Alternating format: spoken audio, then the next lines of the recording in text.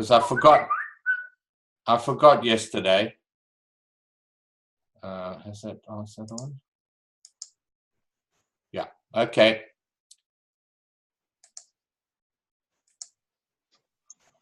So, and you can see that screen, can you? Yeah, perfectly. Perfectly, okay. So we're moving into the last part of the module 4, which is pretty, you know, pretty full up. You know, there's quite a lot to get through. So let's get there quickly.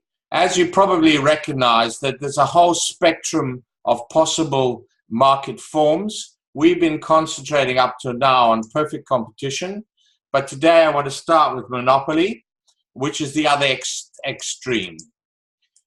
There's a single firm in a monopolistic market. It has a unique product. There are prohibitive barriers to entry into the market, and this is often caused by things like control of the key resources. A good example is the control that De Beers Diamonds had over diamond sources when it initially started. So it had dominated the world in diamond production. It now, of course, is not the only producer. There are others. And then the government occasionally creates barriers to entry, and we'll talk about those a bit later on. And probably an important source as well are economies of scale, which is a situation where the market is so large that it can't handle more than one, in other words, one business. If it did, then each business would be at a much higher cost. So their economies of scale mean that to get minimum cost, it has to be very large, like Australia Post and the Organisation of Petroleum Companies.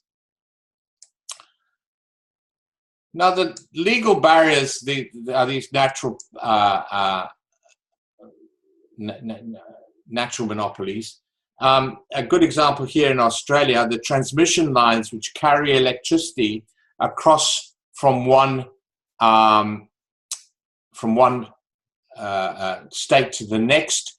It's controlled by a single operator. It's a very large operation, and so it would be much more expensive to have it done by smaller companies.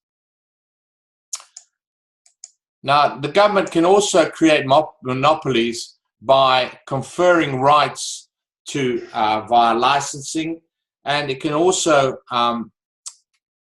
put import restrictions on the import of certain goods so that a given company has a monopoly over that market. That's not so common in more advanced countries where there are laws against that kind of restriction, but in some other countries that's a more common practice. Another one is a monopoly through patents, where the company is given about 25 years of rights over a product. I've got some examples of crazy patents, like this one, where there's somebody in the United States in 1979 took out a patent for skateboarders so they don't hurt themselves. Here's another bizarre one which was taken out in 1968, where the undersole is an animal track rather than a normal sole. I don't know why anybody would think that was a worthwhile product to patent, because it's expensive to do so. Here's an interesting one which is quite old. This is 1892. This is a bed that when the alarm goes off and you don't get out of bed, it tips the bed over so you fall on the floor. So you won't be late for lectures again. And then here's a reward system for students who are doing multiple choice questions, when they get the question right, they're fed a sweet. Oops. So those are unusual patents. Then, of course, the most famous one are copyrights as well, where somebody's given copyright over the written word, like copyright over a book or something like that. In some cases, the copyright goes with a product such that when the copyright falls away, it's too expensive for businesses to change or for customers to change out of that product. Like, for instance, Microsoft Word, which is part of Microsoft Windows, if an organization makes a decision to standardize on that word processor, it becomes too expensive for the organization to get out of it. Universities, for instance, my old university used to have Microsoft Windows. And so that meant that the IT department had to upkeep Windows machines, and they didn't initially have Apple machines, so they didn't accept that because the IT professionals were trained for Windows. And of course, with that came Microsoft Office and things like that. All right, so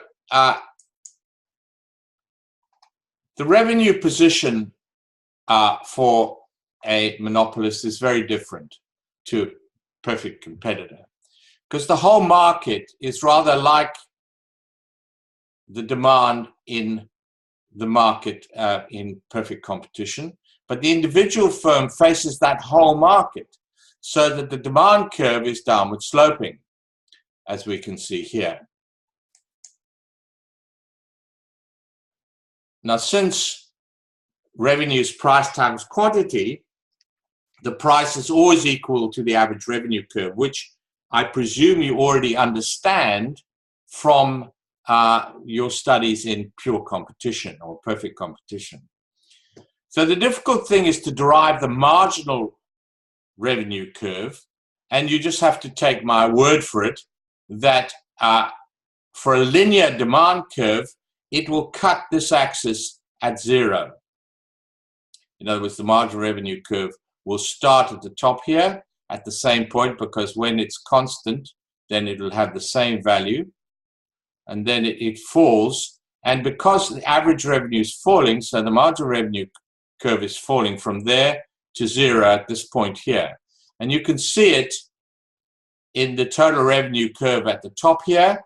In the elastic portion of the demand curve, revenue is rising.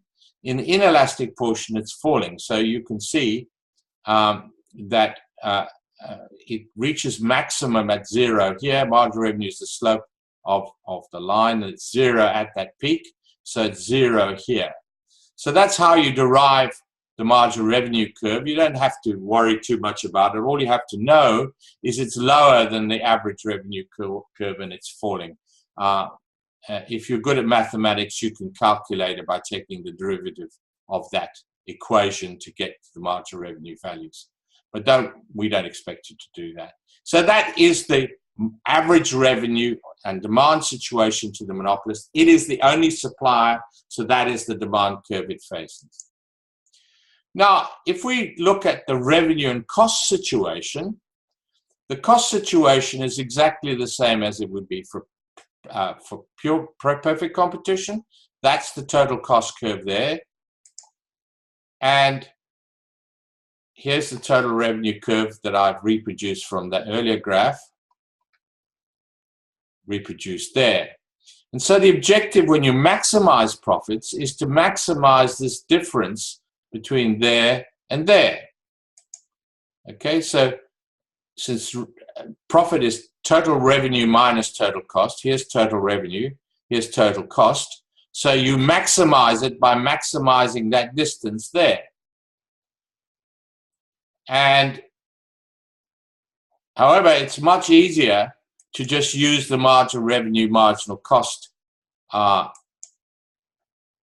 identification of profit maximization, where that line there, that tangent, is the marginal revenue value at that point. and that tangent there is the marginal cost. So when the two are equal, you will have maximized profits at that level of output QM. All right. So in the monopoly profit and loss situation, the profit maximization is attained where marginal cost, which is this curve here, equals marginal revenue, which is this curve here, at QM. But the price is, of course, the price that could fetch in this market. So the monopolist can charge a price of OP to maximize its profits, and it sells QM. So if you now read this graph, you can see that total costs are QM times average total cost OC, which is this area here. But total revenues are the largest area, OPA QM. That's price times quantity gives you that total area. So the difference between revenue and cost is the gray area, PABC. So that's the profit that this monopolist would earn if that were the cost situation and the revenue situation. So that's the left-hand graph. Notice that the price always will be in the elastic portion of the demand curve because marginal revenue is zero. So you can't have a marginal cost curve down here because it indicates, in other words, this couldn't be the price to the right of this point, because if the marginal cost curve went through that there, would indicate that the marginal costs were negative, which is not feasible. So you have to have the price, the marginal cost curves cross this line between there and the other part of the curve, okay? The logic of it suggests that. So that would be the profit situation.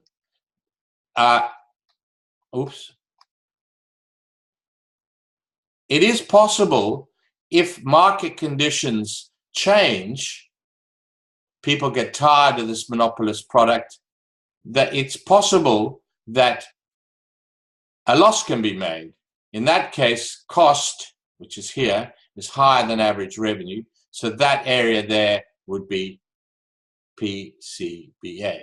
But of course, normally monopolists don't make a loss, but it is feasible that they could. All right, so we've got here the possibility of a profit or a loss. And it's even possible for a monopolist to make a normal profit.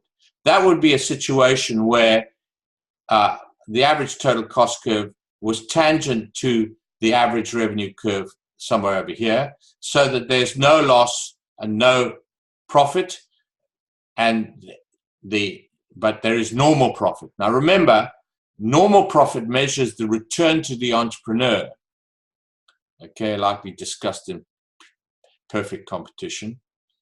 And it is unique to think about that in context of economics. And it's confusing for accountants to think of zero, the difference between revenues and costs, as equal to a profit, because they think of profit as being a situation where revenue is greater than cost. But what they don't account for is the implicit cost of the entrepreneur, what's making the entrepreneur stay in this business.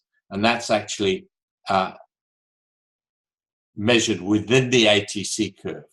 So the ATC curve covers wages, rents, interest, and profits to the entrepreneur. Anything above that is what we call an economic profit, which is much larger. And it is the thing that makes people object to monopolies, because they are earning above normal profits. So the first problem with monopoly is the allocative efficiency problem. If you look at my graph again, there's a gap between marginal cost and price. Okay, marginal cost is at this point here, and price is, marginal cost is here, and price is at A. So there's a gap. So price is larger than marginal cost. Now let's reflect on what that means. It means that the price that consumers pay is higher than it's costing the monopolist to produce the marginal unit, because marginal cost, remember, is the addition to cost from additional production. So the monopolist is able to sell that additional unit to, in fact, every unit at that price, and the marginal cost is actually lower than that. So that's a kind of a, what you may call, it's a sort of a rip-off margin. The monopolist is ripping the customer off by that margin. So that suggests that there's allocative inefficiency in the market. In other words, at the margin, consumers are charged more than it costs to produce, and so there's misallocation of resources. They would prefer to have more at that price. And in fact, if this marginal cost curve is the supply curve in pure perfect competition, then the price would be here. So therefore, quantity would be higher. So economic profit suggests exploitation or a maldistribution of income. Now, it's very interesting that there's been a debate in the last 2 or 3 years, which is pretty persistent. It was started by a French economist who argues that the gap between the rich and the poor in the world is widening. And a lot of people argue it's because of the undue monopoly power enjoyed by big corporations. So the shareholders of those corporations are getting increasing wealth, and yet the people who are doing the work and getting the wages are in fact getting much less. And so the gap between the rich and the poor is widening. And people are arguing this is not healthy because it leads to social unrest, and we're seeing some of that. So I believe that's quite a strong argument. So monopoly output is less than perfect competition. If we look at the next graph here, you can see that the marginal cost curve can be seen as a, if you add all these, if this were in pure competition, you would have that as the supply curve of the industry or the market, and the price in that market would be where supply equals demand. That's the output that would be cleared in that market, whereas for the monopolist, the output is less and the price is higher. Okay? No allocative efficiency, and the price is less, less for the monopolist. Sorry, quantity is less. So that's on the assumption that the costs are the same in the two market forms. However, it is possible that costs are higher in a monopoly when there's monopoly power around, because there's no incentive to control them. So monopolists often have bloated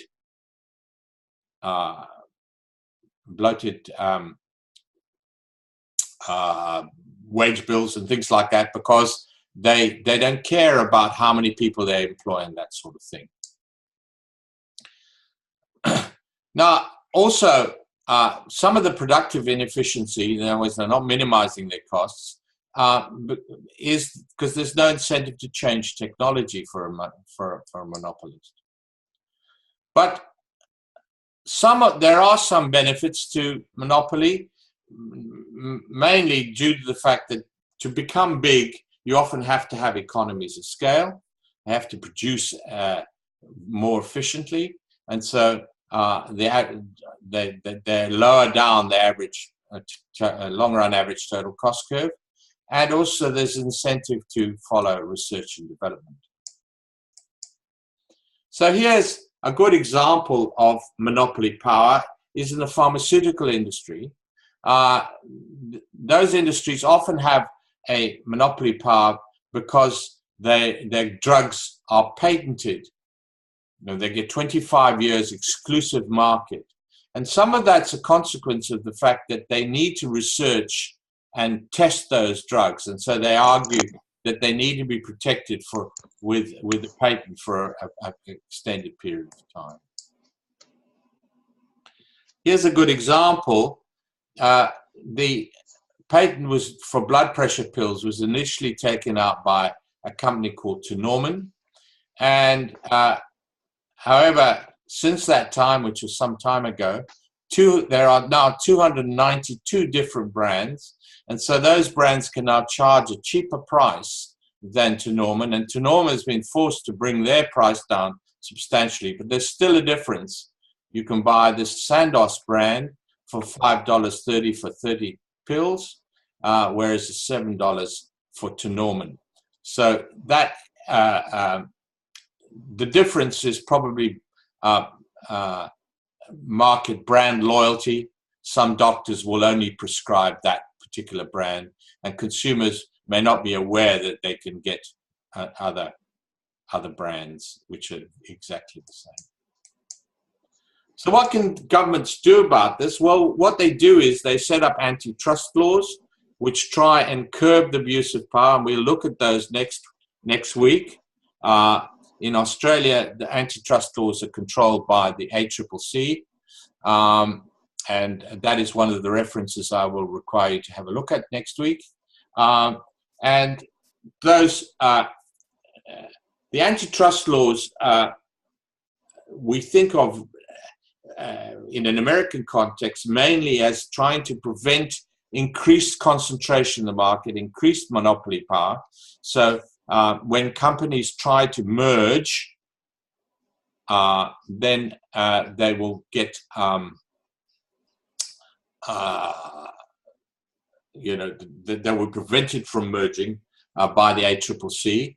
But these laws also try and curb the abuse of power, because when a big company dominates the market, it can try through heavy-handed ways to prevent free trade.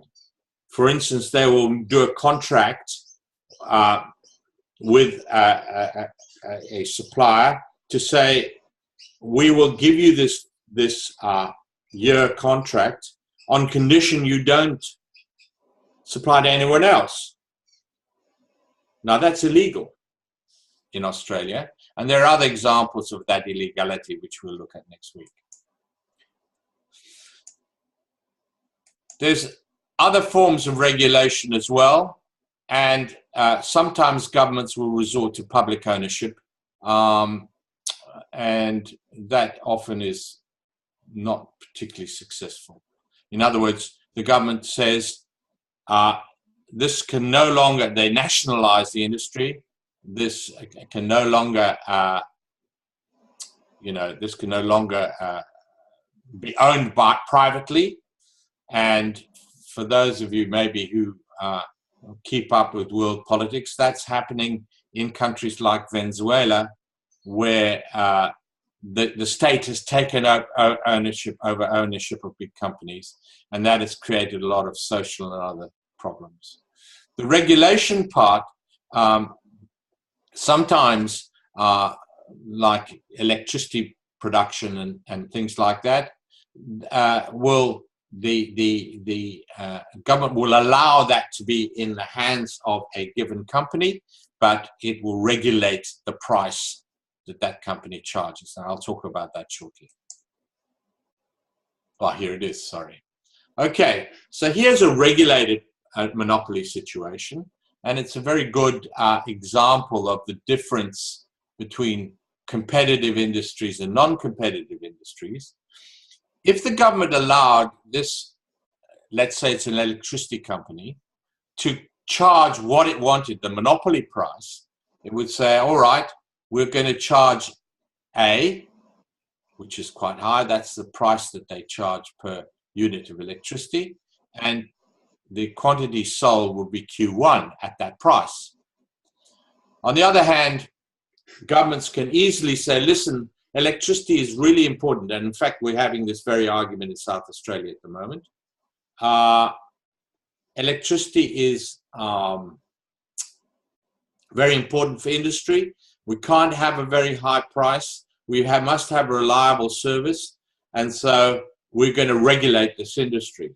So they then have to negotiate with that industry as to what is considered to be the best price.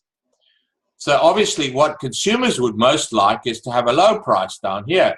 In other words, where marginal cost curve, like in pure competition, the socially optimal price will be where at C, where you know, where the supply curve crosses demand curve at C. The trouble with that is you can see here that average costs will be higher than average revenues. So this business would make, if that were the government forced price, it would make a loss equal to that rectangle there. A socially fair price, fair to both the regulated monopoly and consumers, would be one where average cost equals average revenue. So normal profits are earned, but there's no monopoly power in that market. Now, in practice, of course, it's very difficult to identify that position B, to set the price there. Why? Well, because the government relies on this monopoly to tell it what its costs are. So it can easily inflate its costs by you know, arguing that certain of its costs are essential, when in fact they probably aren't. And you can see that if it inflates its costs and raises that cost curve up to here, let's say, it could even be at cutting at point A, in which case it would be earning above normal profits through inflating these costs. Okay, so this process of regulation in Australia anyway is very complex, because they have to set out a set of rules as to what is in the cost function and what's in the revenue function.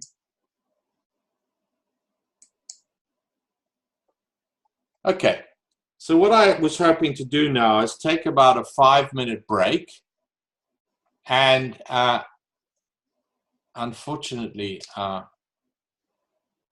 yeah, I was hoping that anybody like Sweat would be able to email me, and we could try and maybe solve a problem, because Sweat is coming on and off the screen, and I very much suspect that she's got some setting wrong. I'm here. I'm using my phone. Oh, you're the Galaxy A9 Pro. Yeah. Right. Yeah, because I can't log into my computer. I've been trying to talk to you for some time, and you weren't responding. Yeah, I cannot connect through my laptop, so I tried my mobile phone. Okay, so the problem was yours and not mine. I was thinking maybe I'd done something wrong. Okay, thanks, Sweat. That's great. Now, Sabina, you can also hear. Hello, Sabina? Yes. Yes, good. And Alicia? Yeah. And I know Barbara can. So, and you're seeing the slideshow? Yes. Okay. Now, any questions? Are there any questions? No. No question. Okay. Let's meet in, let's say, a mic would be 22:04 your time, correct? 3:39. Yeah. So 3:30. So let's say we'll give me time to get the other show on the road. So let's say 3:40. I'll come back. Okay. Okay. All right. 3:40.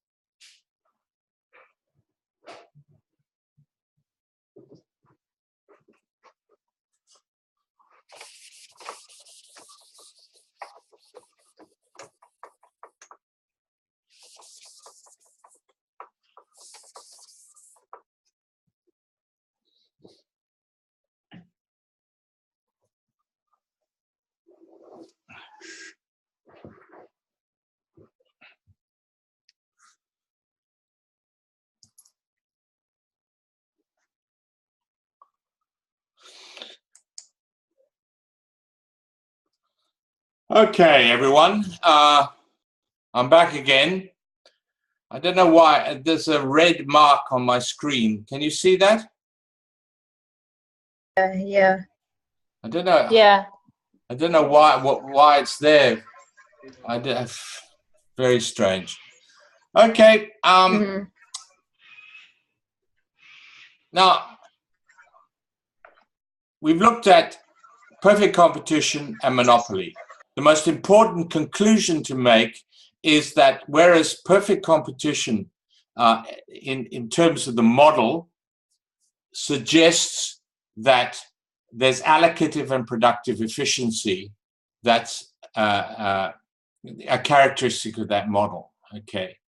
So if you like to think of it in sort of everyday terms, what it's saying is because a market is dominated by supply and demand forces, the price is the only way that you can satisfactorily produce an equilibrium in the market which satisfies both suppliers and customers. And one of the early writers in economics talked about an invisible hand driving workers and entrepreneurs and capital, etc., to the areas that customers and producers simultaneously were happiest with. Now, we'll challenge that view next week about the nature of the market. But if you look at the other end now, at the monopoly end that we've just done in the last hour, what it's saying is that if there's market power within the market in the extreme view, then you get neither allocative nor productive efficiency. Competition does not drive the price down to where both suppliers and demanders are happy. Under a monopoly situation, the firm can dominate the market and charge a price higher than the marginal cost, whereas in pure competition, that's not the case. All right, so you've got these two extremes as economic models. Now, we're not trying to say, of course, that those models work particularly in the real world. It's very difficult to find exact examples of those. But if we dilute the assumptions underlying those models, but retain some of the assumptions, then we can approximate the real world and make some important predictions about it. And that, of course, does govern the policy governments use, which we're going to look at next week, as regards what is an optimal situation, an optimal resource situation. We've seen that there are situations where governments will tolerate monopolies. And those are particularly when a company has to be very large to be able to bring average costs down. Okay. So, for instance, if you're transmitting electricity across the country, then you have to have very expensive equipment and a lot of wires and stuff that are going across the country and sophisticated measuring equipment to make that as efficient as possible, to bring the cost down. And if you try to do it in a state-by-state basis, South Australian company handling transmission of electricity not only within the state, but also connecting to the rest of the country, then it would be much more expensive. And you wouldn't get the economies of scale. One of the principal reasons would be you would have to connect with the other states' wiring, because we rely on them when we don't have enough power. We have to pull the power from the national grid. Okay, so to visualize a country that is so large like ours, with many companies providing the transmission of electricity across the country, would be very inefficient and very expensive. So governments tolerate a monopoly of transmission lines owned by one company. So now we're going to move somewhere in the middle.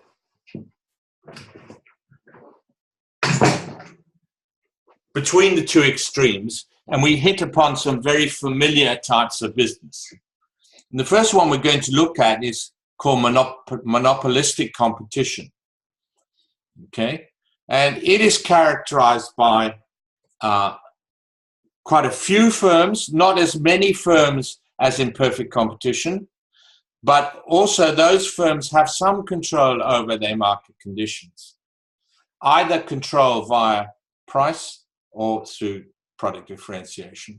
On the other hand, we'll move on to oligopolies, where there are very few firms.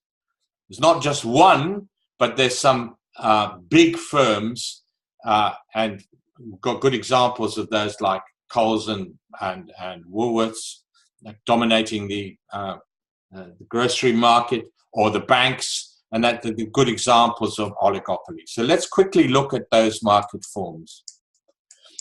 Firstly, monopolistic competition is characterized by a relatively large number of sellers, but they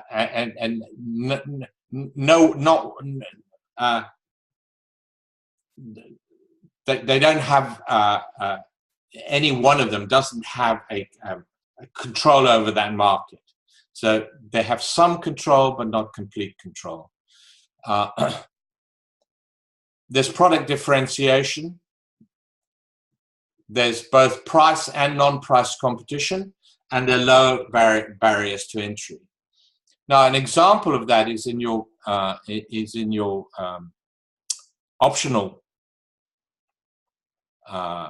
assignment, which you can do, or if you want to raise your mark, but you don't have to do it. A good example there would be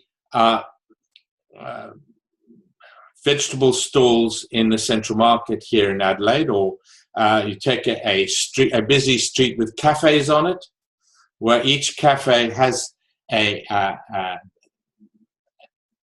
special way of competing with every other cafe. So you may have one cafe that specializes in Chinese type of takeaway, whereas another one maybe American style takeaway. Some may have much more sit-down facilities, whereas others are much more fast food. They don't rely on people to sit down and eat within the cafe, and so on. And so each has different characteristics, but their prices are roughly in the same. For a lunchtime meal, for instance, are roughly in the same band of prices. They don't go excessively high or excessively low. And low barriers of entry for some of these cafes or vegetable stores are not that the barriers to entry are not that high. It's quite easy to start up a new cafe. You don't need a lot of capital and not necessarily a lot of expertise. There are lots of cases of people starting up their own businesses in that area. How do they differentiate themselves? Well, some of that differentiation I've already mentioned, and that is they have certain physical attributes. That's either Chinese food or it's fast food or whatever, fast delivery. Some, like Chinese takeaways, always have a massive menu, a lot of small things you can take away, whereas other cafes may be much more specialized, have a narrower breadth of choice. And then there's service and guaranteed quality and those sorts of things, which also differentiate the one cafe from the other, or the one stall from the other. There may also be location factors. So it may be that a business has some monopoly power because of it, where it is on a road or at the airport or something like that. And there may also be time considerations. Cafes that are open 24/7, or late night pharmacies and that sort of thing. So service, the degree of service, some businesses are very proud of their service record, so they devote a lot of their time to giving their customers the best service they can. There's spruiking. I tried to show this to yesterday's group. This is a link. Let me try it again. It's a YouTube video, and you can see with my cursor on it. There's an address. And what spruiking is, you get in central markets, you get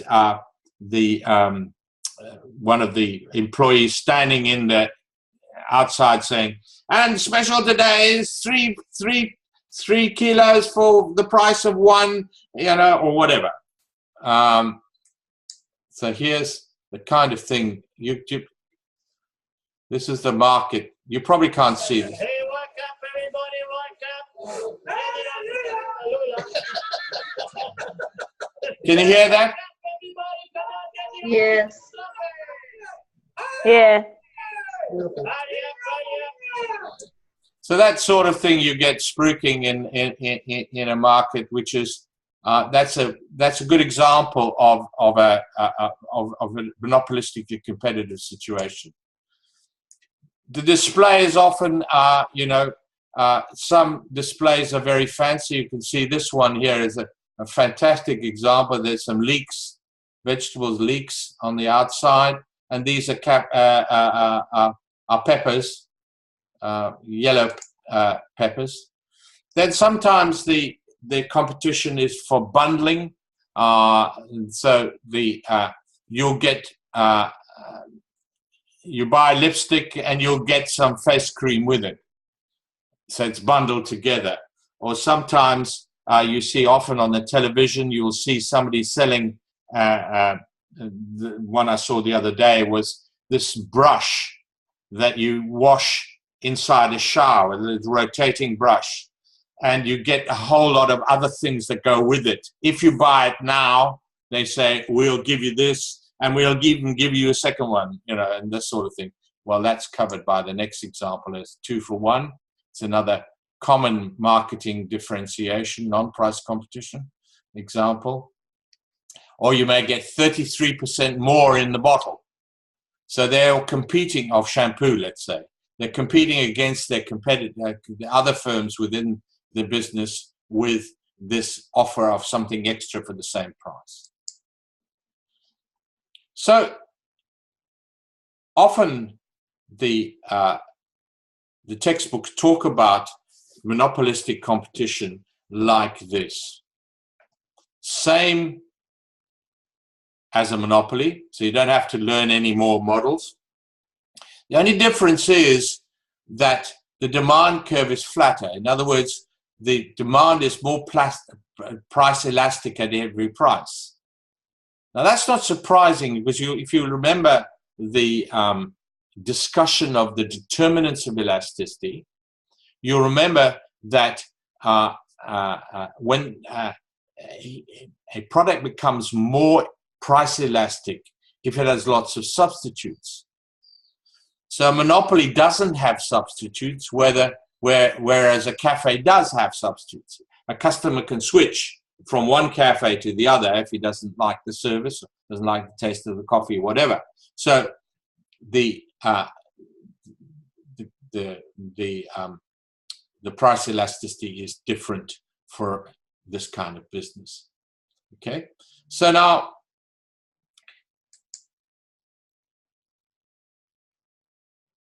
I was worried as a student when I studied this initially in my life. What product are we talking about? Because we've already said that the product is differentiated. So how can you be measuring a product? This business's product is different to the next one. So what's this product? So the only way I could sort of reconcile in my own mind was say, well, this product is really a kind of a generic product like a lunchtime meal or a cool drink, so that could be a Coca-Cola, Pepsi-Cola, and so on. So, so this is a generic thought, and the real emphasis on the theory is this idea that the demand is more elastic, and that because of the ability of because the monopolistic competitive firm has some monopoly power, it is able to sustain a profit above normal profit equal to this area as long as it keeps its costs down. Okay. However, there is a tendency to long run normal profits. Why? Well, because in the short run, if a cafe makes a lot of profits, then people try and copy it, learn from it, and then that induces entry into that market, and that will reduce the share of profits going to that business. And so, and on the other hand, if it can't maintain and it makes losses, that means that that business goes out of business. And so that fluctuation of demand, profits will be a situation where this AR curve is out this way, losses would be where it's down here, and the size, the share of any one particular business will vary according to that market demand for those kinds of products. And so it is possible that there's a tendency in the long run for this business to have to monopolistic competition to have normal profits, where the long run average cost curve is tangent to the demand curve. So price equals average revenue equals average cost. So that's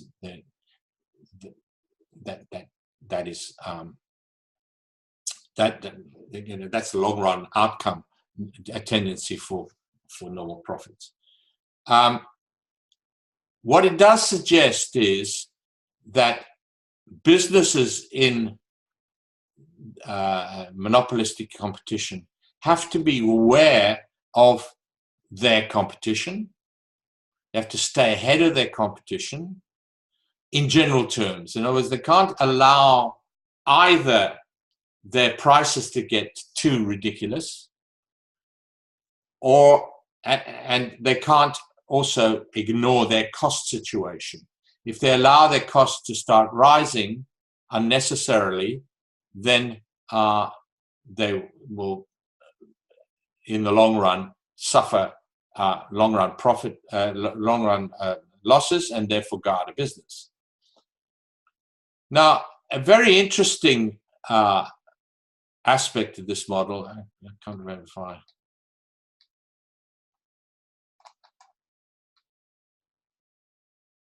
can't remember if I discussed this. Yeah. So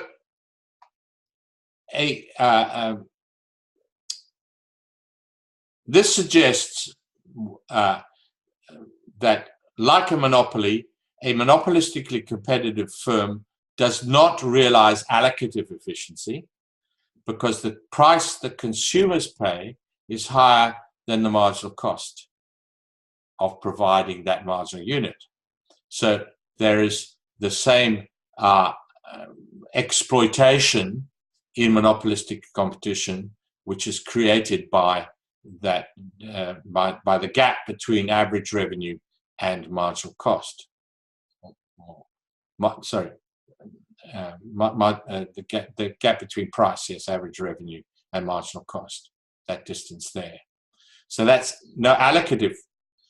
And productive efficiency, this model suggests that productive efficiency would be at Qmax, because productive efficiency implies that this firm is capable of having costs in the long run at that minimum average cost, which is lower than the actual tangency point here. So economists looked at that and they said, what does that say about the real world? Are they real? Is this just something that comes from the model? In other words, a kind of how can I put it? A chance result from the model. Is it really realistic for the real world? And when people started writing about it, and they've been writing about it for a long time, they called this the excess capacity theorem. And there are lots of examples of where it happens in the real world. For instance, if you go down a street where there are a lot of cafes, you'll see some cafes have got very few customers, and a cafe down the road may have more. And then some other time you may see a different situation for those same cafes. And so it suggests that when there aren't any customers around, on average, there will be times when the cafe is full, other times when it's not so full. And the cafe owner cannot predict when that's going to be the case. So they can't, for instance, get extra waiters in as soon as the customers come in. They can't have them waiting at, outside to come in with the customers when they're needed. They have to say, okay, I've got you on a shift tomorrow, please. Can you come tomorrow? And if we get no customers, I've simply got to pay your costs, and I make a loss. Or my costs are higher than they could potentially be. If I could sell this many meals tomorrow, I could bring my costs down. But on average, I can't. But I still have to employ the chef. I still have to employ the waiters. So this suggests that although there is a tendency to normal profits for these kinds of business, they're not productively efficient. They cannot, through the market mechanism, attain minimum average total cost, like in pure competition. You'll remember, or perfect competition, you'll remember that the market will eventually force firms, if they want to survive, it'll force the price to that level. So the price line will be down along here. So that's said to be productive efficient, where this is not. So you get neither allocative nor productive efficiency with this market form. So what behavior is implied on the part of the on the part of the business here? Well, businessmen realize that they have to be prepared. They have to allow certainty with customer service and incur higher costs to do so. Or in the case of fruit and vegetable stalls, they have piles of fruit on their stall in the knowledge that they can't sell them all. They won't have enough customers in the daytime to sell them all. So their costs are higher than they, in other words, their cost may be up here because they're selling effectively in the long run because they don't know how many people are going to be there. But they don't want to be in a situation where they give their customers no choice. If a customer comes to a market stall and sees no fruit there, he says, well, I'm not going there again because you can never find any fruit because the stall owner is trying to minimize their costs by not buying enough to give me the choice. Okay? So that is a natural consequence of this kind of business, that they incur higher costs than would be productively efficient. Okay, so that slide is what is saying all that. Consumers get choice, and it forces businesses as well to be aware that they can, of how they can differentiate their product to justify its continued existence, and also to be innovative.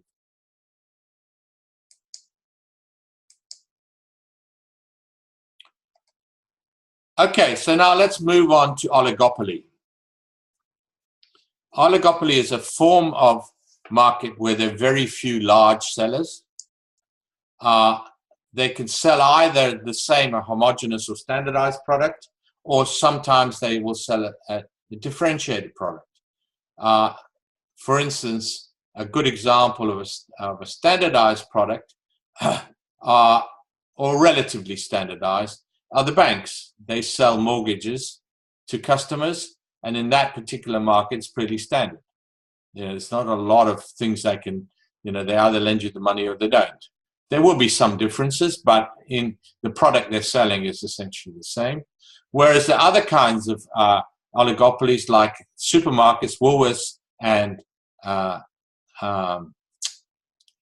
Woolworths and Coles, they sell differentiated products. They've got all types of brands and that sort of stuff. There are significant barriers to entry. If you want to start up a bank to compete with the National Australia Bank or something, it's very expensive. So it's not easy for you to open a bank, or for that matter, a big supermarket chain. An important characteristic is mutual interdependence. In other words, when businesses make decisions, they have to be aware of what the other companies in that market are doing. When Coles makes a decision to drop its price, or it sees Woolworths pushing their price down, they have to react to it because the market is dominated by the two of them. Okay, so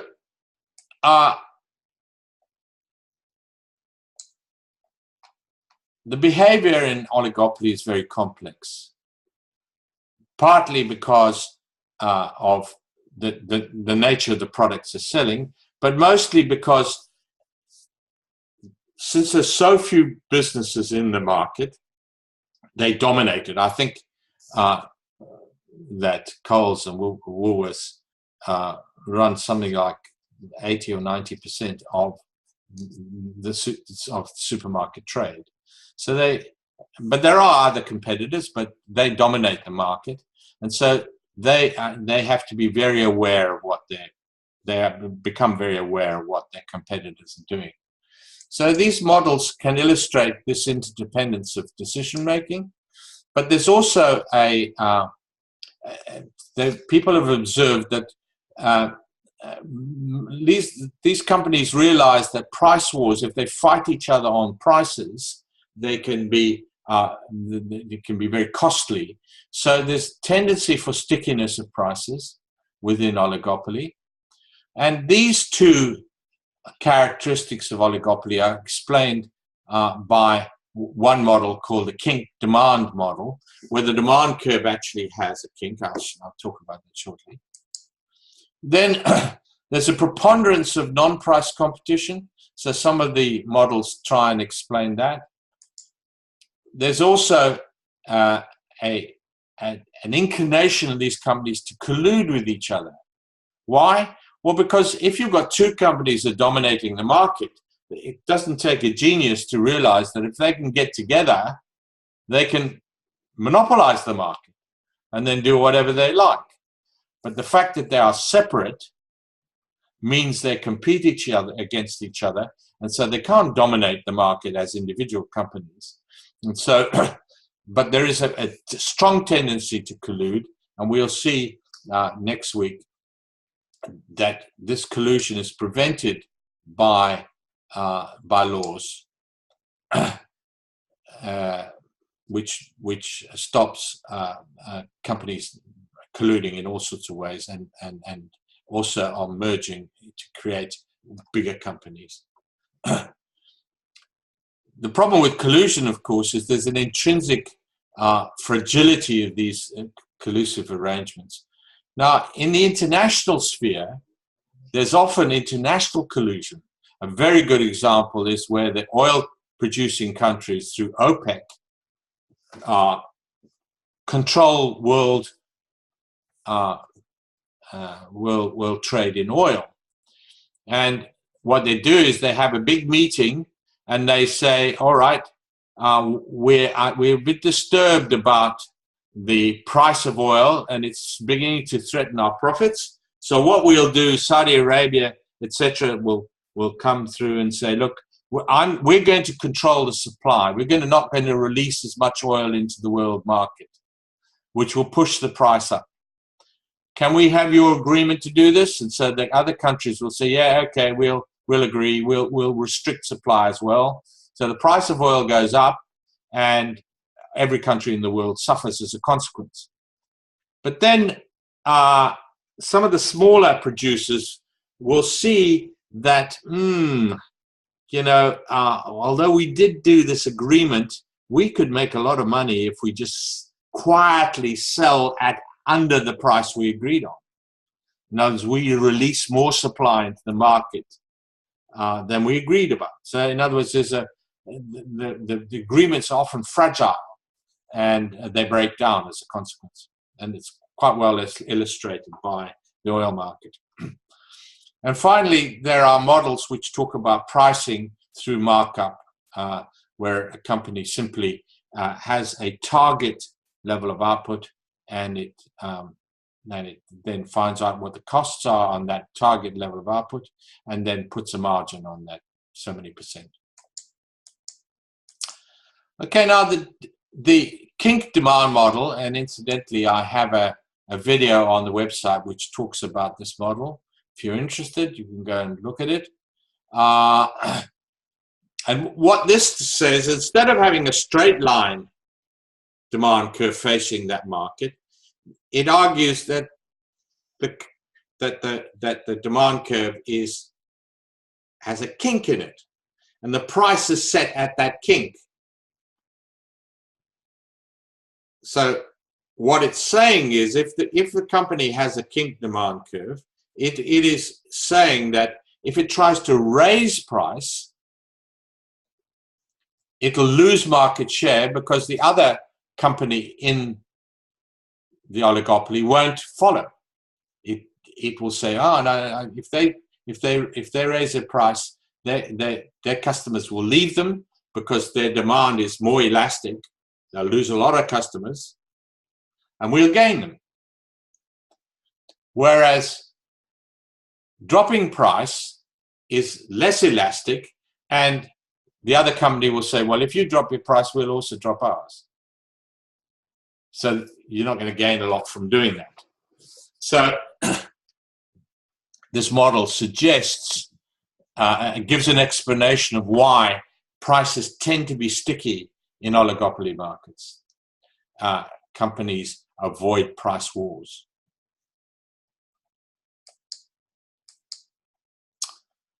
Collusion, here again, there's a video by my colleague Ken Adams about game theory, and this is a the game theory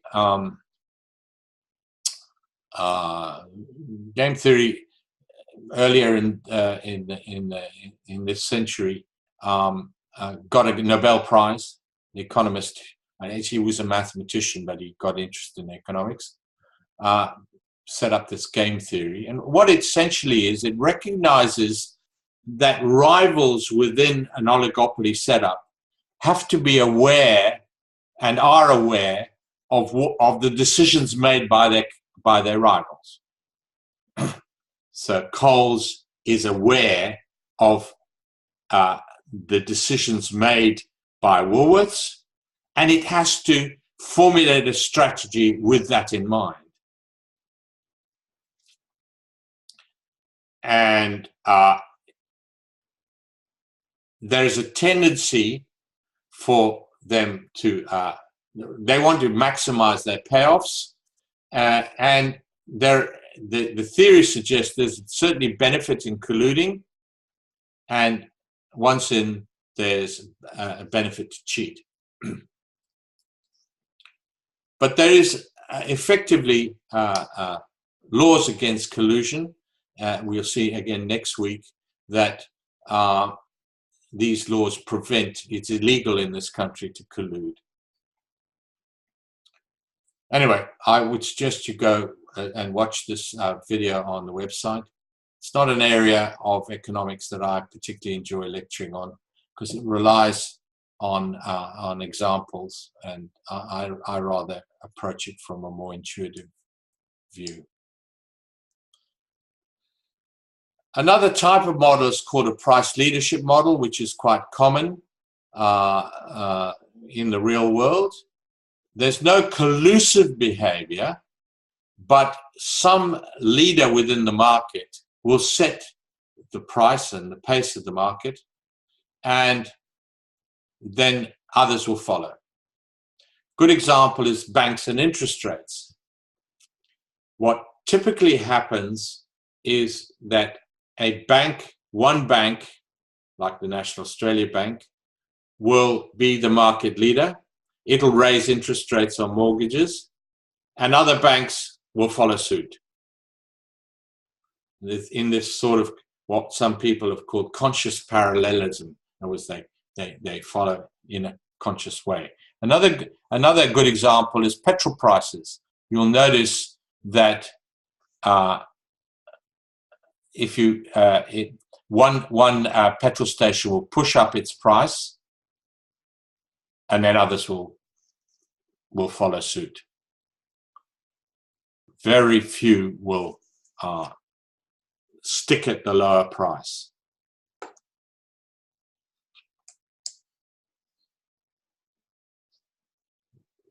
Coles and Woolworths, again, there's this conscious parallelism. When one has a marketing when one has a marketing strategy, the other will do a similar strategy. And finally, there's finally there's a markup model where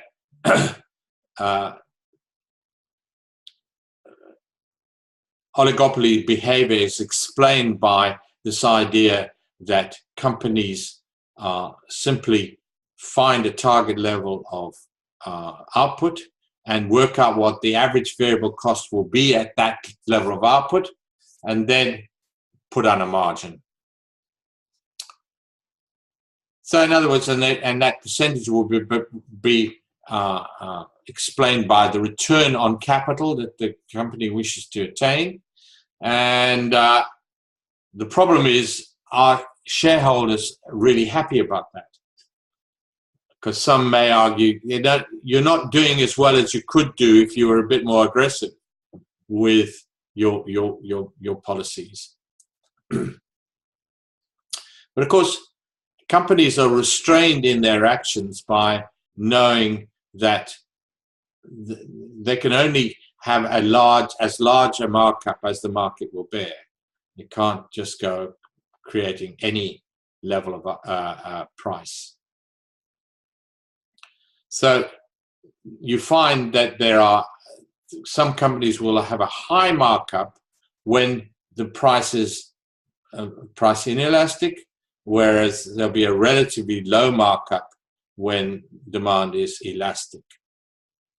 In other words, with price inelasticity, you're saying that these are necessities, and so the company recognizes it can load the price when it's a necessity, or when it's a luxury, then it can't afford to push the price up too much, and because they'll lose a lot of customers as a consequence. All right, that's all I want to do today. And if you go to the website, let me see if I can find it.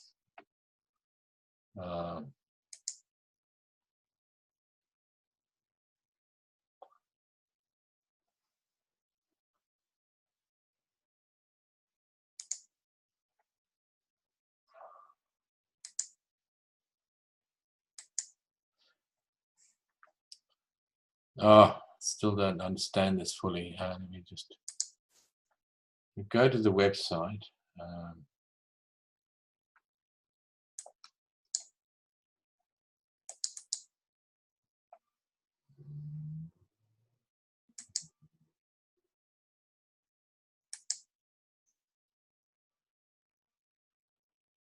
Oh dear.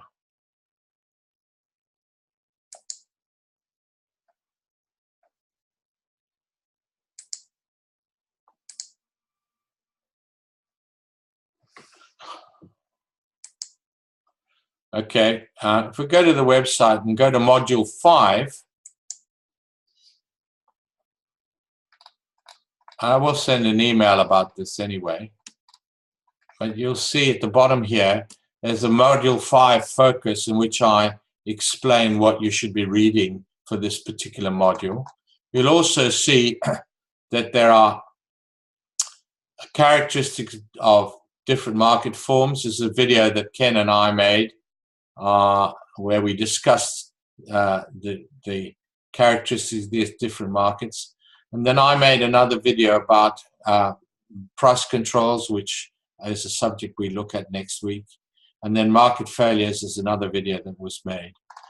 Incidentally, module 4, which is what we've been discussing today, there's a lot of resources I put on the website. So apart from the focus, there's a link to a video on monopoly. There's also a document I wrote which talks about monopolistic competition, oligopoly, a summary of models. And then there's a video about monopolistic competition and one about oligopoly. And then I made a video as well about kink demand curve in oligopoly. These are all issues that I discussed today. None of these videos are very long.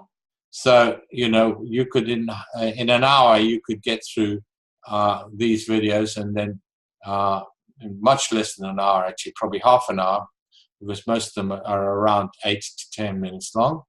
But they do cover, and most of them do cover the area, and most of them are me filming Ken Adams and us agreeing on the script, and then he is an award-winning lecturer, so I would strongly recommend you having a look at that if you haven't seen one of his videos already.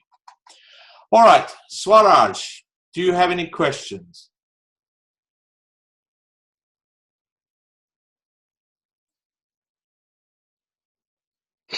It's all good right now. All right, good, good. Yes. Nice to see you here. Sabina. I couldn't join earlier. I don't know. It was leading me to some other page. Oh, really? Yes. Yeah, okay, it's probably my fault. You know, I find this really problematical because I'm setting the time for you in Melbourne and Sydney, and I'm in Adelaide. And sometimes I'm distracted with something and I may set the wrong time. I did that last week, and I sent you one for 8 o'clock in the morning. Oh, yeah. And I canceled that soon afterwards when what a disaster. That's all right. Sabina, how about you? Any questions? How about you, Barbara? So far, no questions. Thank you. All right. What I'll do is I will put up a sound version of this on the website. The recording of this. I hope it's still going. Yeah. All right. Alicia, how about you? Yeah, it's fine. Fine. Good. Yeah. All right, look, I just hope that everyone. I hope that everybody has a go at trying to get on top of these exam questions, because if you don't get on relatively early, you're leaving me very little time to help you with the approach you take. I'm not going to give you the answers, because that's not what I think a university is about. It's about you, me feeling satisfied that I can help someone graduate who is independent thinking. I have a very, very strong view that that's what university is about. It's a characteristic of my academic upbringing that we're trying to inculcate people who are graduates, or trying to qualify graduates who are independent thinkers. So the boss can come to you and say, listen, I need you to help me with this. Can you use your expertise to help me? And so they are thinking people who use economic theory, or whatever theory they learn at university, to help solve the problem. They're not the sort of person who goes to the boss and say, listen, I can't do this. Can you help me with it? That's not what a graduate should be doing. So I'm hoping that you do enough reading and get on top of the issues. And I'm very happy to help you, but I'm not going to give you the answers. All right. This time next week, all right? Same time? Okay. Okay. Okay? Yeah. All right. Yes. I'll send you an invite for that then. Thank you. Okay. Okay. Thank you. Enjoy the rest of the Thank day. You Okay, too. bye. Thank you. Bye. Bye. Thank you, George. Okay. Bye-bye.